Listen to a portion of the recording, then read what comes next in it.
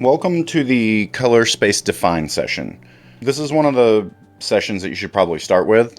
We're going to talk specifically in this one about what is a color space. And we're not going to get crazy technical. We're not going to deep dive all of these. I'll actually have some sessions later where I deep dive some of the components of color space. This is more for compositing, how it's useful to us, and things to just know, as we're traversing color management in comp. So what is color space? Color space at this level is a transfer function, a white point, and a gamut. What are those things? A transfer function is sort of what we colloquially know log to lin to be. It's taking a logarithmic image as captured, converting it to a linear image.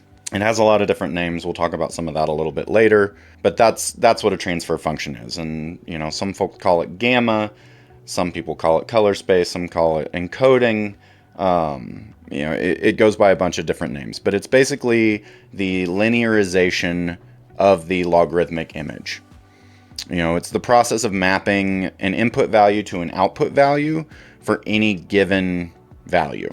And it goes both directions. It can go from linear back to logarithmic to linear. The kinds of functions, it can be many. It can be a logarithmic function. It can be a gamma function. It can be a combination of algorithms.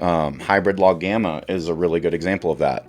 It's actually using a logarithmic function for part of the curve and a gamma function for a different part of the curve. Each manufacturer actually defines this transfer function for their camera sensors. And that's what if you're picking RA log C3, that is a transfer function as defined by RE for that series of camera. These functions are typically defined in a white paper for for whatever the given camera is. And just to show you, so the transfer function is doing something like this. You're taking your 0 to 1 values for your logarithmic capture, and then depending on what your transfer function is, that's mapping those usually to somewhere just below 0 or right at 0 to a linear value that can range from 12 or 22 points up to as big as like 460 points in RA log C4. All right, next up we're going to talk about white point. For what we're doing, white point is probably a subject that we're not concerned with a ton. It is relevant when you start to talk about white balance in terms of the camera capture, but white point in a technical scientific sense is less important to what we're doing because we're not really modifying that too much. A lot of the spaces that we work in and devices we work with are using D65. And so there's not typically a ton to do or talk about with that. What it's doing is defining white for a given color space, whether that's the color space itself or for a device, it's defining white. It is important to note that chromatic adaptation is a way that you can convert that white point, and you can convert those gamut matrices to other things. It is important to know that those aren't always the same, depending on which chromatic adaptation you use. We'll discuss that more in depth in a transfer function and gamut deep dive. In terms of some key terms, if you do want to pull the thread a little more on this, you can do the homework on white balance, CCT, correlated color temperature, and illuminance, and you can dive deep down that rabbit hole of defining white points, moving from one white point to another, etc. But yeah, practically speaking, this isn't something we're dealing with a lot outside of like doing some white balance correction on the comp side. But that's not really, it's a little bit different. So next up we have gamut. Gamut is something we deal with a lot in comp, or should at least be very aware of. So gamut encompasses all the colors that any specific color space can reproduce. Gamuts are defined by primaries. Primaries are those points in space that draw those triangles. Everybody's seen a chromacity chart that looks like this, where they show a triangle and it's like, this is the color space.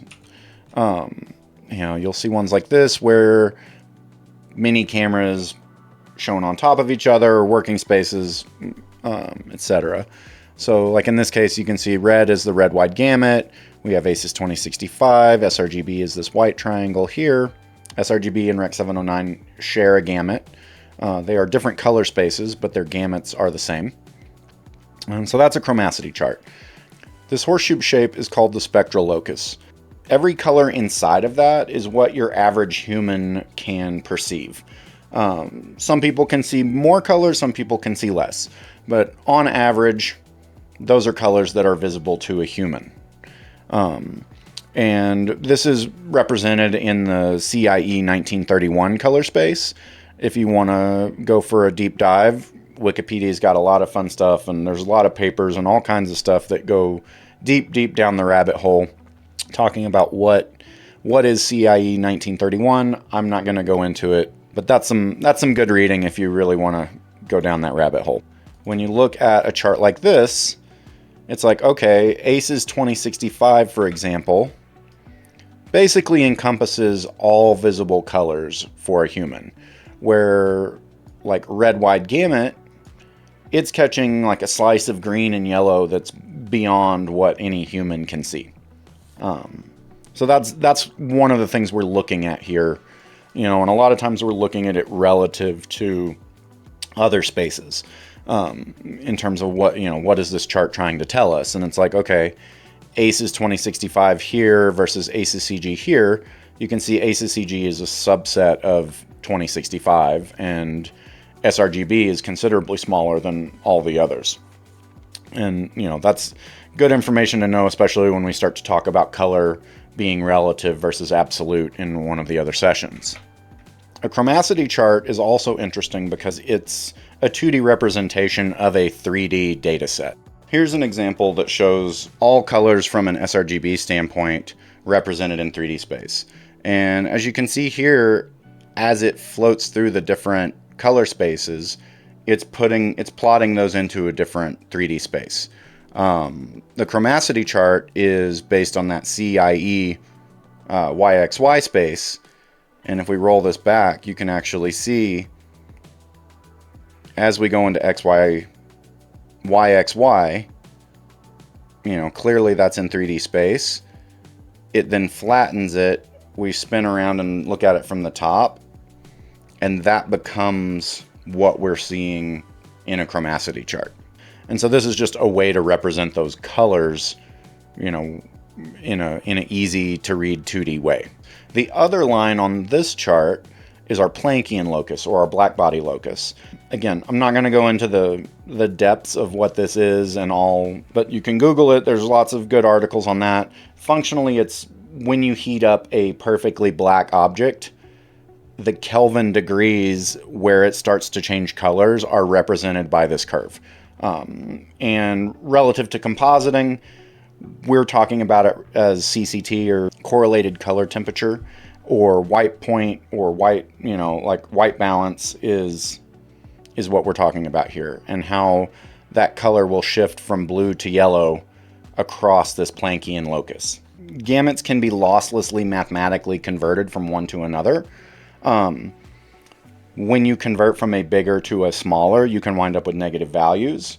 Mathematically, that's not a problem until you start to do things. Like if you start to clip them, then it gets problematic. But you use a 3x3 matrix to convert from one gamut to another gamut. It's also worth noting, everything from capture systems to display systems has a gamut.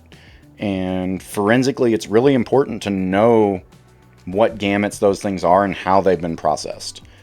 Because going from real life to a camera sensor to a storage system in a color space, into a working space, into, up through a display, you need to know what all that is to actually reproduce the color correctly. Color can be described relatively or absolute. So you have color spaces like XYZ where color is absolute, like one value equals one color, and that doesn't change. But if you're describing something in, say, like HSL is relative to the gamut that it lives in. So 100% saturation of sRGB is a different color than 100% saturation of red wide gamut, for example. So in this case, if we have 100%, this is a 0 to 100, 0 to 1 sRGB color values. In V gamut, 100% red maps to, 80% of 100% of sRGB. It only maps to like 80% of V gamut. And RGB, it maps somewhere closer to like 60%, 65. Similar with RE wide gamut. You're looking at like 80% of red. So that's one way to look at it. And that kind of helped me like understand what I'm looking at in terms of gamuts and how they interact or how they interrelate. So that's sRGB mapped to camera native gamut. If we for example, go the opposite direction, if we're camera native and we're mapping to sRGB, camera native, it all looks like they just all max out. Well, what's actually happening is something more like this.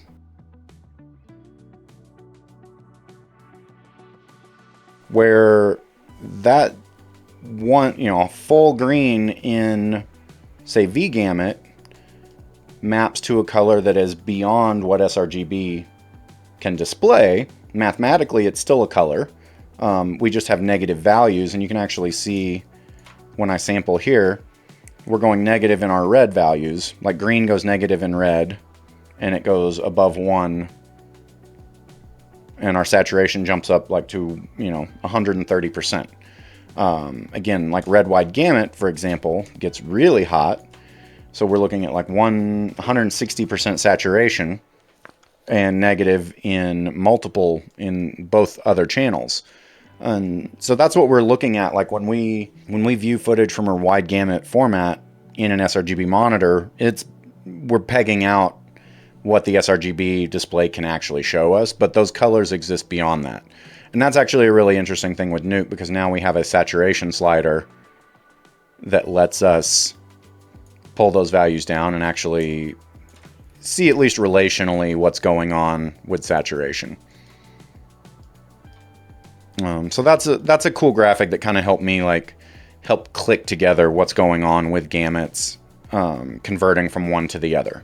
Here's another example, and I think this one helps kind of illustrate what I'm talking about as well in a little bit different way, where we're taking 100% red in sRGB, and then we're mapping that to other spaces. So in this case, we're taking full red, 0 green, 0 blue, and we're mapping it to red wide gamut. You can see the red that results is considerably duller than what it would look like in sRGB. Now, displayed, these all would look the same. This is for illustrative purposes. But if you're not properly managing your gamuts, you might be sampling this red when you really want to be sampling this red, or maybe even this red.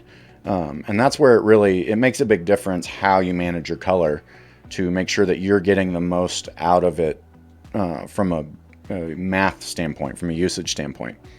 So yeah, I like this one because it really shows how muted, and this is full red, and this is bright red. If I was standing there in person, that would be bright red, but this is how it's represented in red wide gamut, all things equal. Say we're working the opposite, let's go the opposite direction. So say we have 100% red wide gamut. Now you can see our values for red shoot way up. We're getting almost values of 2, negative in green and blue. But in a properly managed world, these all look the same to us. This is where it gets interesting with the saturation slider, is as we slide this down, you can see that, we're seeing more saturation in the sRGB side because we're hyper saturated. The other interesting thing with this is which working space you're in makes a difference. So right now we're in linear sRGB. If we flip to ACES CG, again, everything displays the same, but if we slide our slider, you can see those colors are a little different. We'll go back to, and then if we go to our full working If we go to red, wide gamut, for example, as our working space, once again, everything looks the same, but the colors are different under the hood. So from a sampling standpoint, which gamut you're in as a working space and how you're managing it really does make a difference. But no, those are just a couple of interesting gamut displays that I think help kind of like show the difference from one gamut to the other. Even though things might look the same, that's what we're actually dealing with on the gamut side of things. And it's that combination of transfer function and white point and gamut that are making our color space.